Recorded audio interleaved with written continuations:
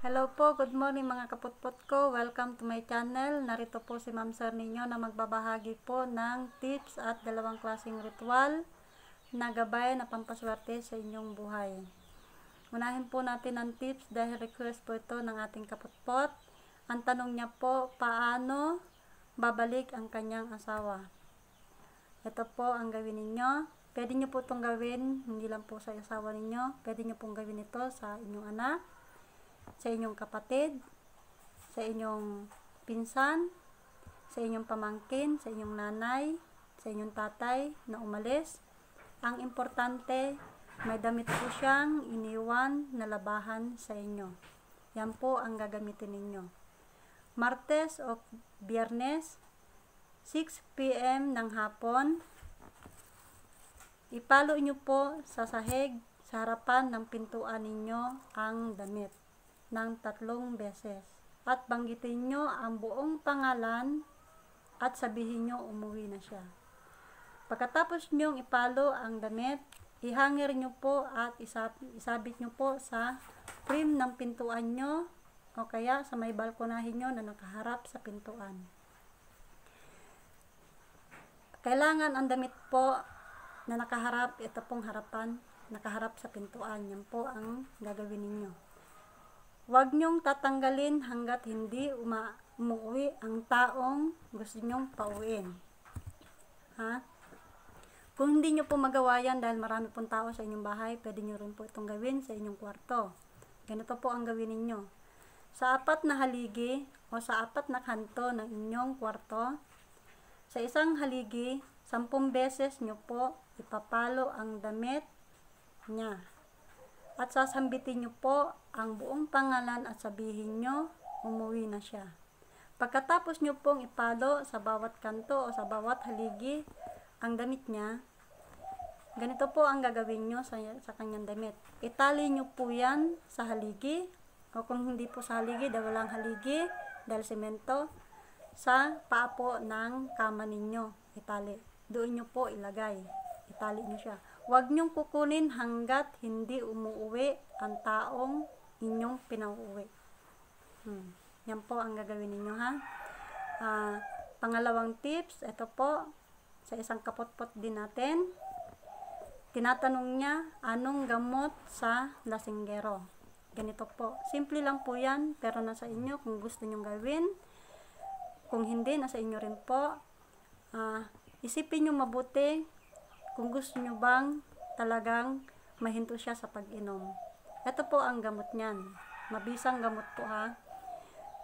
Tutuloy po natin. Yan po ang number 1 na gamot para mawala ang pagkalasinggero ng asawa natin, kapatid natin, tatay natin. Yan po ang gamot.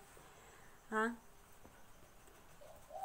Kunwari, dahil araw-araw ka naglilinis ng tenga mo, no, wala ka makukuha.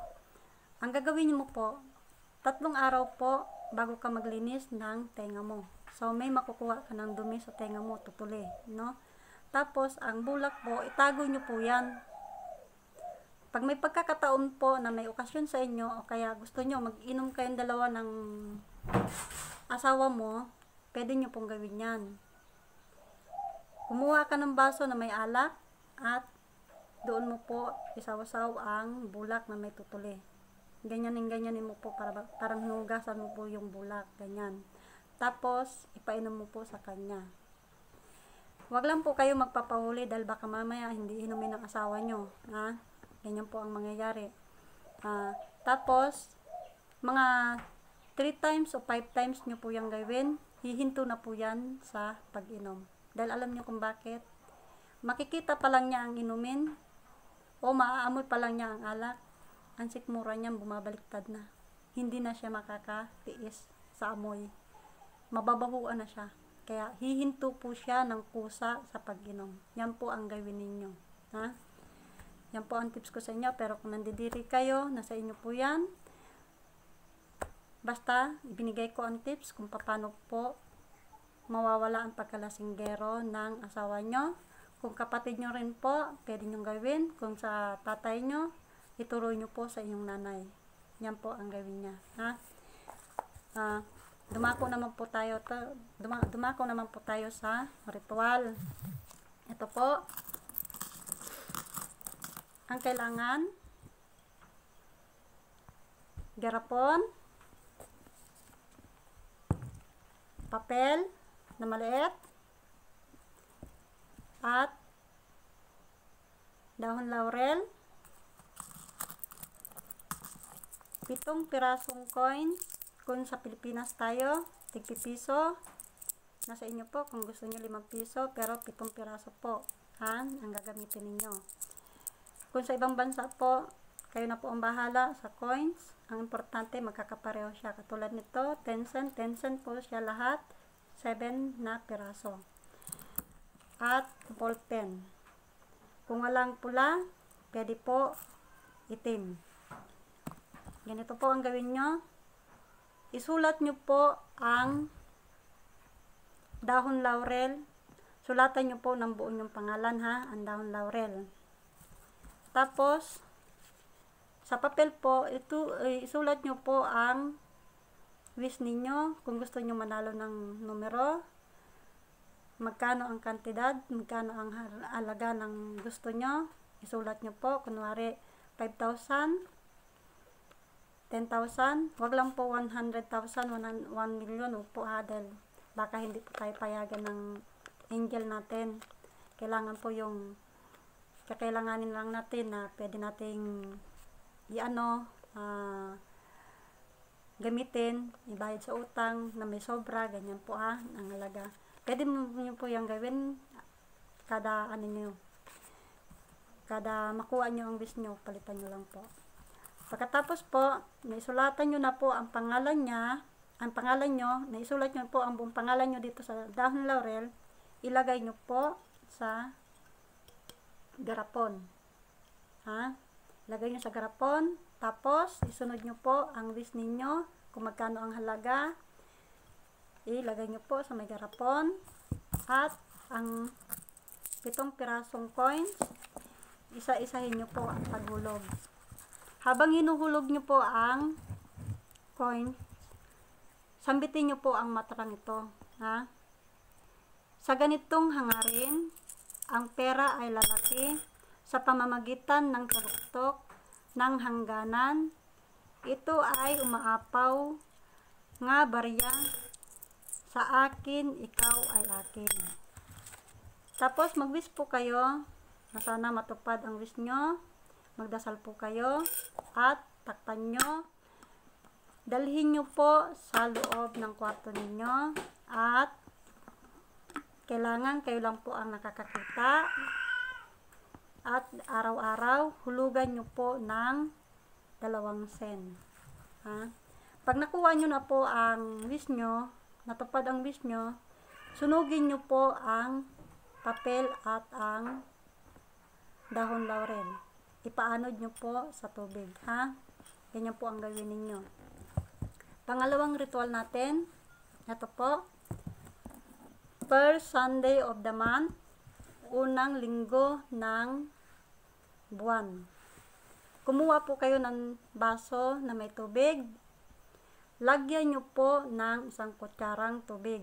Ng 1 kutsarang asin. Lagyan nyo po ng 1 kutsarang asin. Tapos, hayaan nyo po, ibabad nyo po siya ng ilang oras ang tubig na may asin.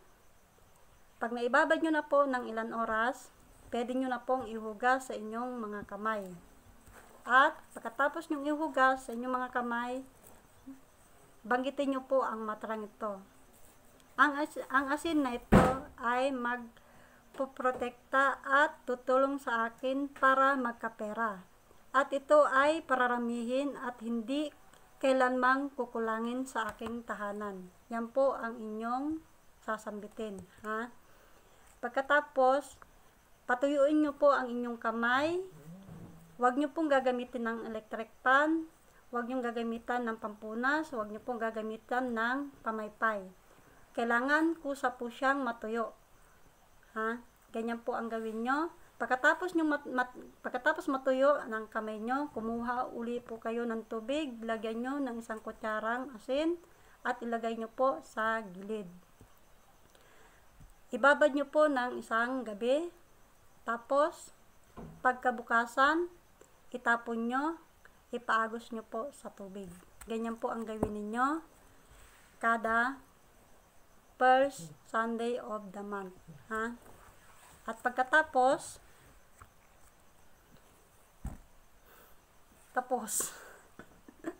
ganyan lang po. Sorry. Ganyan lang po ang gagawin ninyo. Maraming pong salamat sa panonood nyo sa video ito. At sa hindi pa po nakaka-subscribe, subscribe po kayo. At huwag nyo pong kakalimutan i-click ang bell button para palagi po kayong update sa akin mga video. Marami pa po akong ituturo sa inyo ng mga ritual at mga na pwede nyong dagdag kaalaman. Ha? Yan po, marami pong salamat at good luck. God bless po sa inyong lahat.